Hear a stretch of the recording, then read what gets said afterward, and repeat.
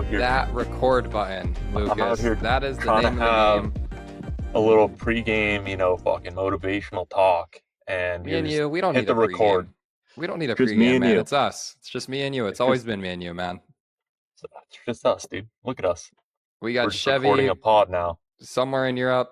We got we got Agent we got Agent Hume somewhere out there. David enjoying Man, life, touching grass, and you know what? It's just me and you, man. And you know we're just what? still in the trenches over here, That's right. making it happen. Look at us, It's man. good. Look, Come a long dude, way since the CU Boulder Blockchain Club 2017. what a time. Buying the latest and greatest ICOs. And you know what? Hmm. Guess what's coming up on Saturday? Another ICO. Why don't you tell us a Another little bit about it, ICO. Lucas? We got the Pump.fun ICO coming in hot. A little controversial on the timeline these days, raising, I can't remember the exact number, maybe 700 million at a $4 billion valuation. So definitely pretty lofty on this front. But how are you feeling about that, Coop? We haven't seen an ICO in a few years now. I really respect this approach. Always was a big fan of the ICO. Got a little frothy back in A 2017, little but frothy. I think as a whole, very good mechanism, much better than the private sale, venture backed rounds. What's your Pull take, up those Coop? tokenomics. The token, you want to just go straight into Let's go look. tokenomics, Let's dude? go look at the tokenomics. We I do was love looking at some this good graph, tokens. and honestly, I think it looks pretty good. Not gonna lie to you. What stands out for you? What stands out to me is 20 or 33% in the ICO, 24% to community ecosystem initiatives. So you're over 50% to community right there. We got a reserve for live streaming, a reserve for ecosystem fund, and then we got some for investors. But the 13% to investors is GG to pump fund. Honestly, I think Yeah, nowadays you're looking at investors getting upwards of 30, 40% of the supply. And so the 13 to investors, 20% to team, 33% going to quote unquote insiders feels pretty good to me, man. I think this is a very fair distribution.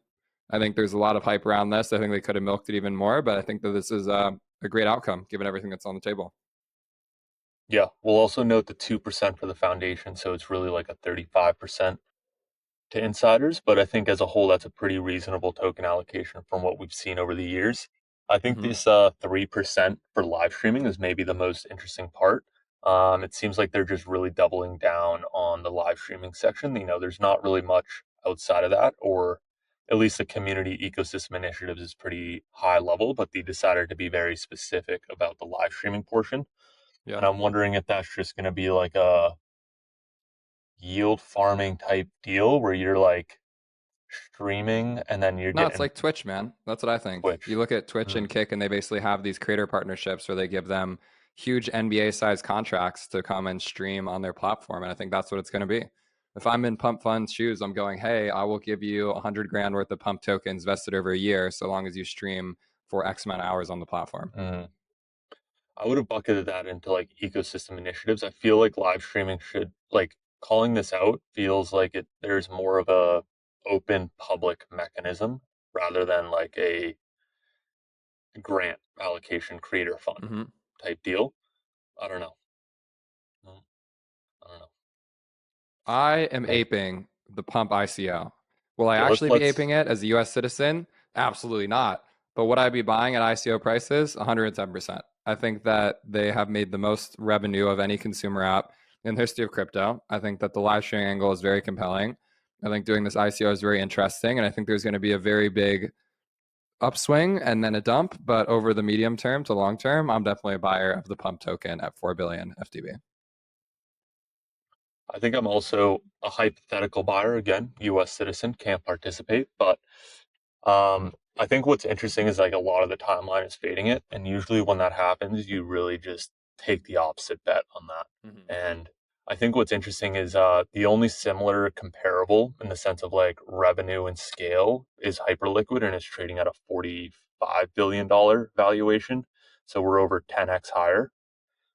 I don't know. I feel like it's worth the buy here and see what happens. That said, I think Pump Fun as a whole has definitely been a little bit more on the back burner in recent months, but we'll see how this token launch kind of affects that resurgence if it does at all. But I'd be taking the bet here. I'd be taking the bet for sure. It's definitely interesting to see all of the old exchanges come out of the woodwork for this Right. ICO. If you look at like the Yeah. partners, it definitely feels like a trip down memory lane in terms of the ICO playbook. Yeah. I think this is interesting. Yeah. No Coinbase though. Hate to see it. No Coinbase and no Binance, I believe, huh? Yeah. I guess no Binance either. And I think reading between the lines, you got to assume that that's basically Pump saying, I'm not giving you any tokens. It's my understanding that for definitely Binance and to my understanding, Coinbase, there has often been an implication of there being some tokens in exchange for doing like a launch pad or a sale on the site. And so Hmm. you got to wonder if Pump's basically just saying like, we're not giving anyone any fees. Like if you're listing Yeah. your ICO, you're basically getting volume on the token after the sale ends, and that's your incentive to do it. I'm sure you'll get plenty of volume listing the Pump Fund token on day one. And then I think notably in this token allocation, they have 2.6% for liquidity plus exchanges. So Mm-hmm. I'm assuming that these exchanges here, the Bybit Kraken, the Bybit Kraken, BitGet, Mexi, KuCoin, and Gate. I mean, this is some. I mean, Kraken feels like the very legitimate one, at least on the Mm-hmm. U.S. Western side of the world. Um, the rest are kind of funny, but I would assume most people are going to participate via this token.pump.fun link Yeah, rather than the exchanges, but we'll see. 100%.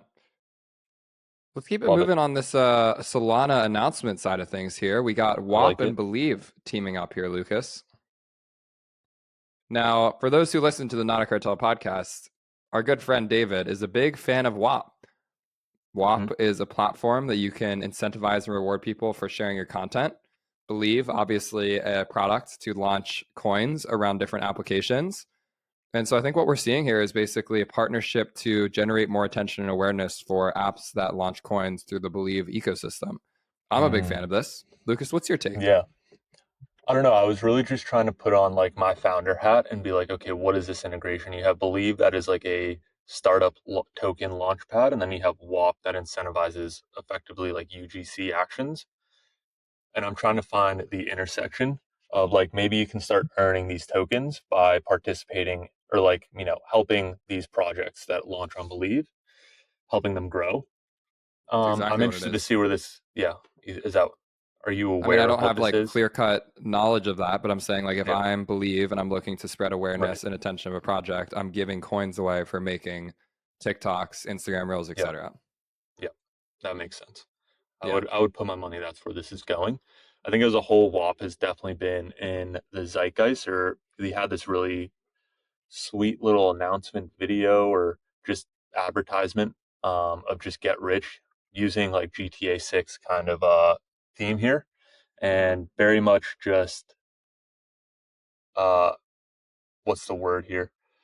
Targeted to the Gen Z audience, right? It's just Yep. making money online. You get rich with the fellas, and you do your thing. And I think WAP really understands their target market here, and great job from the marketing team at WAP on this video. Haven't used WAP personally yet, but big fan of what they're doing. Seems to be benefiting a lot of creators. I think that it's a great partnership for Believe, and it's another sign of almost legitimacy in the space. You know, I really Hmm. enjoy that a lot of these newer apps are going out and getting partnerships with more established content creator platforms. And I think it's a really bullish signal for crypto as a whole, Yeah, which honestly, Lucas, leads me into the next topic, which is creator capital markets coming to abstract very soon.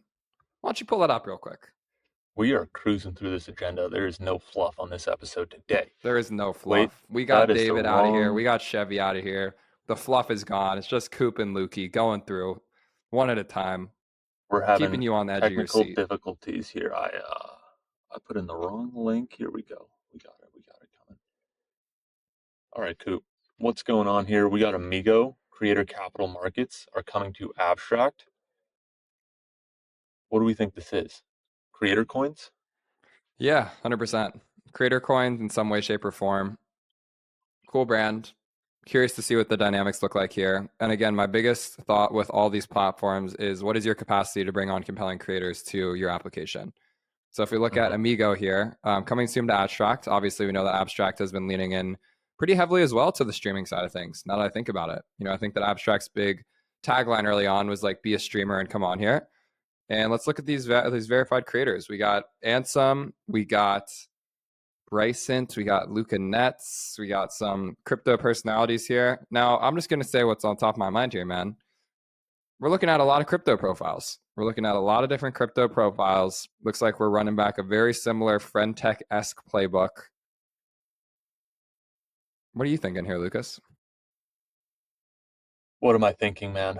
Well, I do have this tweet kind of inspired by you, Coop, but little just tired of seeing the same shit getting built over and over again on Mm-hmm. different chains. And I'm not going to target specifically Amigo because I don't really have a clean idea of what it is, but it does really feel like a lot of shots are being taken on net right now around these like creator coins or creator capital markets, broadly speaking. Um, I'm excited for one of them to work. I like the Yeah. thesis, but we just haven't seen a sustained run. I think FriendTech was pretty close in terms of like attracting mass appeal, but obviously that flame flickered out pretty quickly after Mm-hmm. a few months. Zora took a stab with the creator coins tokenized post. I think that's still up for the jury to decide. We got Amigo here, new entrant. We got Pump.fun with the creator coins or the live stream coins. So there's just a lot of token launch pads coming. They're just in the market right now. I don't know. I got coin fatigue, but that's my personal take. Hmm. And I think I agree with you here that like, what is the platform that's actually going to start bringing on the big creators, and who can actually do that? I think that's up for debate and still a wide open opportunity for a platform to come in and really bring on the big creators here. I think that's what excites me about this chapter in crypto is that you can't really rely on your crypto native audience to expect to get to that new level of attention or distribution. If you look at FriendTech, and the reason why it ended up getting so popular is that there was a lot of people from outside of crypto that decided to hop on and get involved as a result of FriendTech going, somewhat viral. We had different OnlyFans creators on there. You had Grayson Allen from the NBA on there. And you had all these personalities that were down to like play ball with crypto that maybe were doing it a little bit more in the background before.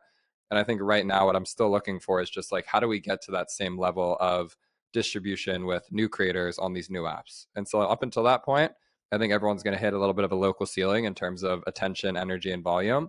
I want to give a big shout out to anyone that can onboard these big crypto native personalities too, because it's not like that's an easy thing to do. But we all know what the writing on the wall is. It's getting new creators on board, getting them to be comfortable playing ball. And one thing that we've been talking a lot about internally at Coop Records is almost the sports betting analogy here. I think one of the interesting things about sports betting is that you're betting on players, but the players aren't necessarily the ones that are creating the markets. They're almost just there's a game that exists as a byproduct of them being in the NBA. And I think that what we're seeing now with creator coins and all these platforms that are launching these applications for creators is that the creators expected to really lean into their coin, whether it be a creator coin or a content coin or a live stream coin, whatever it might be. And something that I've been thinking a lot about is like, how do you actually create a little bit more separation between the players of this game and the creator itself so that the creator doesn't feel like they're getting as much heat from the holders to expect certain things and allow there to be a game that forms naturally around their personality, their content, their media, but in a way that doesn't make them feel so tied to it so that they can go on and live their life, do the thing that they naturally do. And the coin should, gradually follow that interest and energy on the back end. Yeah.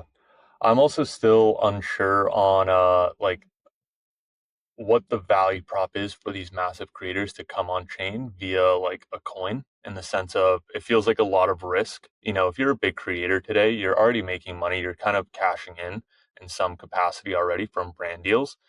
And it feels like the risk reward of launching a coin, like, yeah, you might make, let's call it, in the most successful case, $1 million to $10 million or something, but you have that kind of exposure of going down 99%, that I just don't think a lot of creators are going to want, but maybe I'm wrong. I'm not opposed or like married to this, but it just doesn't feel that attractive to be a large scale creator and then coming to one of these platforms to launch a coin, bring a bunch of attention to that platform, and then probably, at least historically, watch it go down 99%. Right. I think that it needs to have like cultural resonance and value beyond the amount of money that you make. I think the money is what gets someone in the door, but the cultural impact is what keeps them around. And so if you have a Yeah, but creator that's making swap fees, that's one thing. But if it's not giving them an edge or clout, or it's not giving them a new viewpoint on the world that is attractive to their wider audience, it's not worth doing.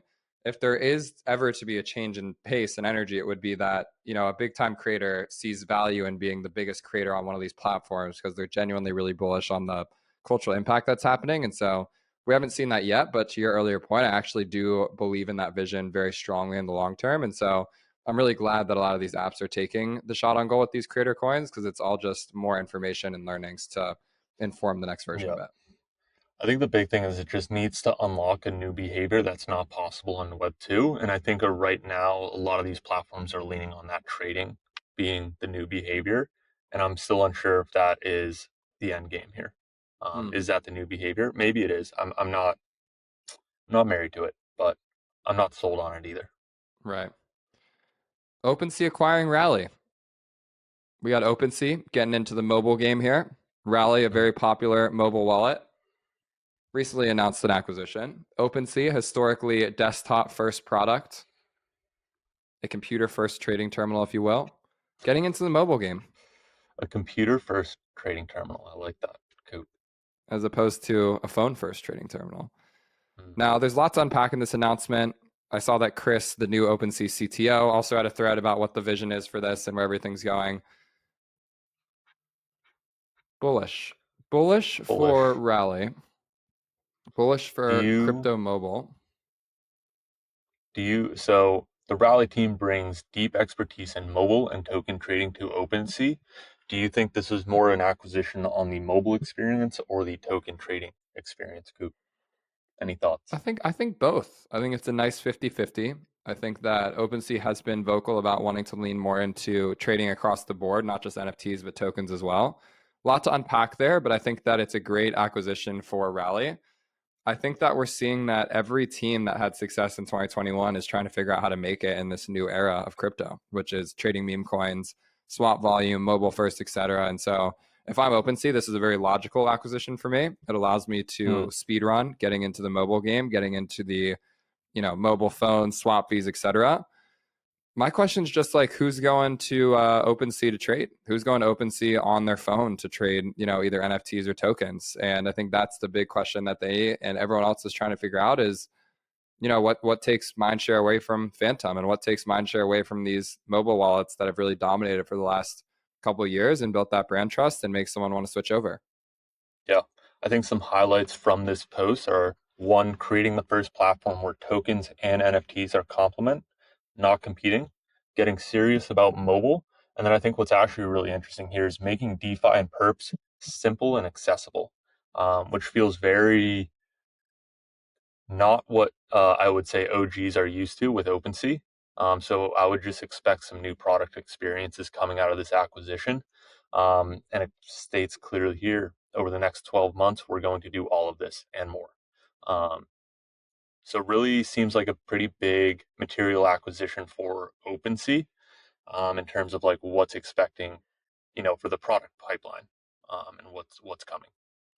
Really Well, speaking interesting. of DeFi and perps, I think there was another announcement on that front this week, Lucas, wasn't there?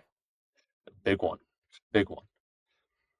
Phantom coming out with perps natively in the wallet, powered by Hyperliquid. You have 100 plus markets up to 40x leverage, all in your pocket. Um, Phantom has definitely been one of the winners in 2024 and into 2025 in terms of getting a lot of attention to that wallet. And I think, as speaking personally, I definitely really enjoy the Phantom experience over other wallets. I think Rainbow's a pretty close competitor in terms of UX, but by far in terms of mindshare, Phantom is winning this race. And the integration of Hyperliquid and leveraging perps is is some wild stuff.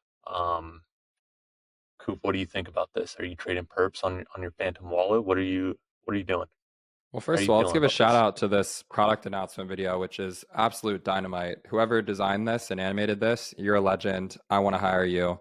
Hit those DMs. I know you're listening to this right now. I I want to chat. I want to chat.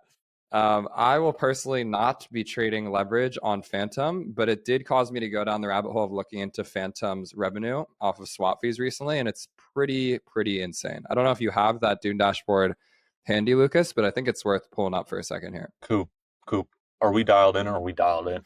Oh, Look me at and you this. are always dialed in, brother. Don't you worry. Now look at those fees. And obviously the important thing to call out here is that the fees are extremely heavily driven by Solana, which was just jarring to me to see. But we're Yeah. talking $5 million in fees on a daily basis for Phantom here. Weekly. On a weekly basis here. Yeah. And this That's still a is lot. extremely impressive. Crazy. I think perps are just going to add to that in a major way. I'm a big Hyperliquid bull. I recently rotated a lot of my soul into Hype and just kind of letting that ride. So I think it's very bullish for Hyperliquid. If you don't mind kicking it over to me for a second, I have a good tweet that I would like to share on this topic. All you, Coop. So we got Mary here. Phantom enshrining Hyperliquid is the default way to trade perps on Phantom signals the death of the FAT protocol thesis. Phantom chose to support the best product irrespective of network applications. I really like this take. I think that it's a very telling narrative about where we're at in the market right now. Phantom could have spent 6 months building their own perp engine, maybe capture a little bit more of the fees, something like that. But you know what they did? They said, hey, people like Hyperliquid. Hyperliquid works. It's very efficient and we can save time and get this thing to market. And I think that it's a great partnership on both fronts. And I think it's a very strong intention about applications being where the new value's at and what's going to be the thing to look for moving forward. Yeah. I agree with the Hyperliquid take. I'm still unsure if this is like that applicable to the FAT protocol thesis in the sense of like the value then should accrue to Hyperliquid and their new chain, right? Via this Phantom integration. So maybe I'm misunderstanding that tweet or that leap there.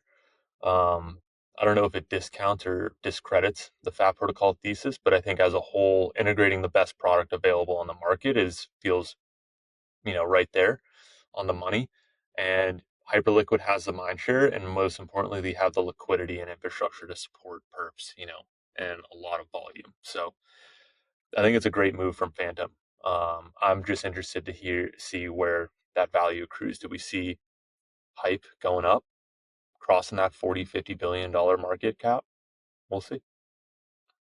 Speaking of the FAT protocol thesis, there's an interesting tweet that we got at the next bottom of the agenda here. Why don't you pull that one up, Lucas? Coop, we're just unstoppable today. Let's pull this one up. Jamie, People got a lot of things going on, man. They want to hear about the news. They want to get on with their lives. We got Brandon Kumar, founder of Layer 3, good friend of the pod. Had a conversation with the dead chain. Here's what it is. Raised $25 million on a $250 million post-money valuation, then another $75 million at a $750 million post. That's $100 million raised, okay? Over 2 years, $100 million raised for 20% equity. They have 40 to 50 full-time employees with an average $200K comp. That's $9 million a year in burn. Add another $4 million for ops. They're burning about $13 million a year, okay? This is a dead chain burning $13 million a year. Where it got really interesting for me is what they're doing with the remaining money. So they keep $80 million in T-bills, earning 4%. So that's $3.2 million a year in interest income, which is definitely more than whatever fees they're earning on their dead chain. They launched a token, trades at $1 billion FDV. They sell 10% of that, or they own 30%, so $300 million added to the balance sheet. They sell 10% of it for $30 million of USDC.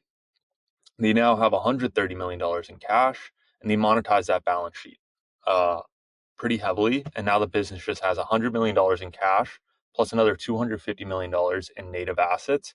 And then let's call it $5 to $6 million in annual income just by monetizing that balance sheet. That's crazy. $10 million? I don't know what that number is. But goddamn, Coop Records chain, Pods chain, should we just do it?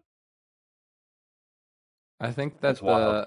the dawn of being able to launch these networks at high FDVs is slowly starting to change, but it's not quite there yet. And so you have these weird edge cases where investors see the all-time performance of participating in the ETH ICO, participating in the Solana ICO. I mean, literally any L1 that's in the top 100, whether it's Sui or Aptos or even WorldCoin or anything like that. And historically, it's been the best gains in crypto. So this doesn't surprise me. I think what is interesting to me about this is, as the founder of one of these chains, your strategy is actually less around ecosystem development and more just around treasury management. And it's a very interesting viewpoint. I have respect for whatever this chain is that's being discussed here. And I think it just goes to show you that there's a lot of different ways to make money in crypto. A lot of different ways to make money in crypto. You know, obviously this is a very application-centered podcast, but if you look around at all these chains, you kind of wonder, like, how are they still kicking? What are they doing? This is how. And if I'm in the driver's seat at this dead chain, I'm really kind of able to take my time here, and I'm able to kind of outlast, you know, the next 2-3 years of whatever bull bear market this is, and survive and find my edge. And, you know, I've heard from a lot of founders from previous cycles that they just created generational wealth for themselves, and power to them, man. You know, obviously it's not something that I think is extremely net positive for the industry, but as an entrepreneur, you really got to respect that this is something that has been done multiple times, tried and true. And even if you did launch a dead chain, to be able to generate, you know, upwards of $350 million of assets for your company, to be able to fuck around and find out, it's pretty interesting. So I just respect Brandon for publicizing this, because I think that he, more than pretty much anyone else, talks to basically every chain, app, product there is that's looking for distribution. And so for him to go into this level of detail about tweeting it, this was definitely a pretty profound realization for him too, and something that is very interesting to share. Very interesting to share. I'm just scrolling CoinGecko right now, trying to figure out what chain this could possibly be. There's But so I many, do it's think, hard to know. I know there is so many. It's really tough to know. I think I agree with the treasury management. Like, once you raise a lot of capital, you can really kind of just skate by if you're just properly managing the treasury and generating revenue and monetizing your balance sheet. And I think this is Yep. like, you know, how the EOS is, and the who did I see, like VeChain, you know, is still Yeah, maybe kicking Near at a Protocol. near protocol. They just raised a fuck ton of money, and they're, you know, shout out to them for managing their balance sheet really well and monetizing it and staying afloat. Um, I do think that money could probably be spent better trying to drive growth to the ecosystem, but they probably tried that and have failed, and they're probably just like trying to skate by for a while. I don't know. But we're still kicking over here, Lucas. Don't We're sleep still on the kicking. boys. Don't sleep on the app layer. Don't sleep on consumer. Don't sleep on coins. Don't sleep on There's a lot Pod's going on over chain. here. You know, music chain, Coop, coming hot. Music chain, I don't think it's out of the question by any means. I really don't think it's out of the question. There's Yeah, going to be I a think big, go ahead. I was gonna say it feels more likely to be launching an L2 on that front, but I do think the biggest barrier there is just like, do you have the creators and do you have the distribution? If you have, or like, do you have the users and do you have the distribution? If you have those two, you could probably launch a chain and get by. Yep. New chapter for Coop Records right around the corner. By the time this goes out, there'll be some new coins in the market. There's going to be Let's hear more it, coins Coop. coming down the pipipeline. I think if Nothing too you're, crazy. for I'm all not gonna the I'm not gonna get on avid, my high horse here and say that there's like a super shiny, brand new, sleek app getting launched. It's just a reorientation in the company. Song coins are the main priority. I've been extremely surprised by how well received they've been in talking to labels and artists. I'm not going to say that it is an immediate fuck yes, but when I show them the page of a song and a market cap and the idea that it goes up or down when people sell it, that idea Mhm. really resonates with people. And so I think now it's really a question of execution.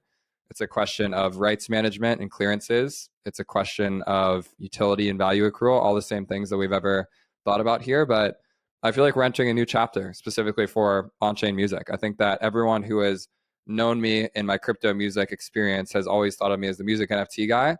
And that's been like people's entire knowledge of music and crypto in the first place. And so getting to this point where it is more market cap centric, we can give away these coins as incentives for pre-saves on Spotify, listening to music, making videos.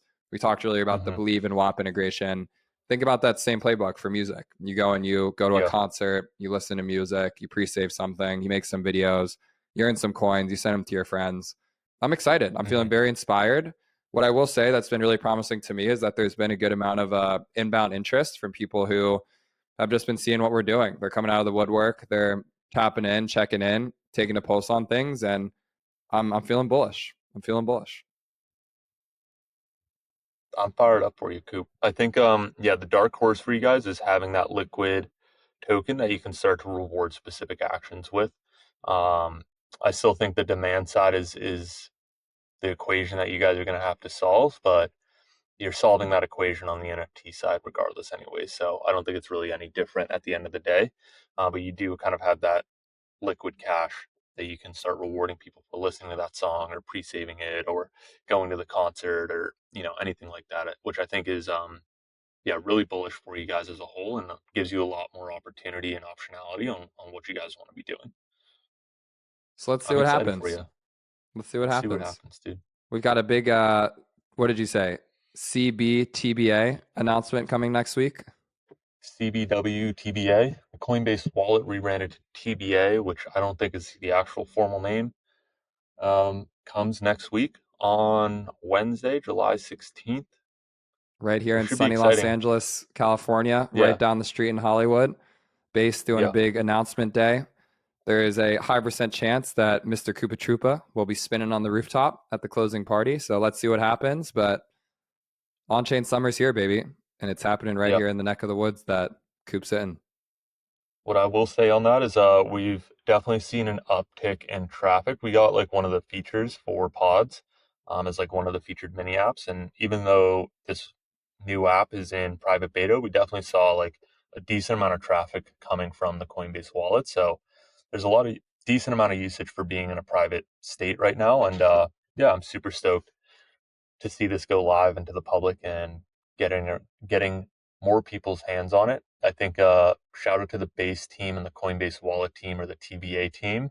I've just been seeing a lot of improvements over the past few weeks and months since I've had private beta access and just been testing around with it. They have DMs now. They have a really good homepage now, which I think was my biggest critique. You're no longer opening up to like a social feed, but now you're actually opening up to like a wallet and like what you can do with the wallet based on the social feed. So as a whole, really stoked on all the progress, and we'll see this shit in action by the time this comes out next week or right after. We'll talk about an efficient run through of an agenda, Lucas. You Boom. and I, this isn't our first time reporting about the news in crypto. I'll tell you that much. DeFi rate, DeFi rate, PVP. Dude, we should have had a Defiant, pod back Bankless. then. We would have been cruising. We should have had a pod We back would have, then, but we we got would, one we now, would have brother. had the number one DeFi podcast at the time, dude. We were on Maybe, top of that shit. maybe. But you know what? We're exactly where we need to be, man. And I'm glad we Yeah, got we to do are. this one. Shout out to our fallen brothers, Chevy, David. They'll be back before you know it. Take us home, Lucas. Take us home. Well, thank you so much to listening to the Coop and Lukey special, Not A Cartel special. If you're still listening, you can support this episode directly at pods.media/Not A Cartel, where every episode is on chain, on base. Find it in the TBA app in a wallet near you. That's a Next wrap. week. Next week. We'll see you guys soon. Love Peace. it. Peace.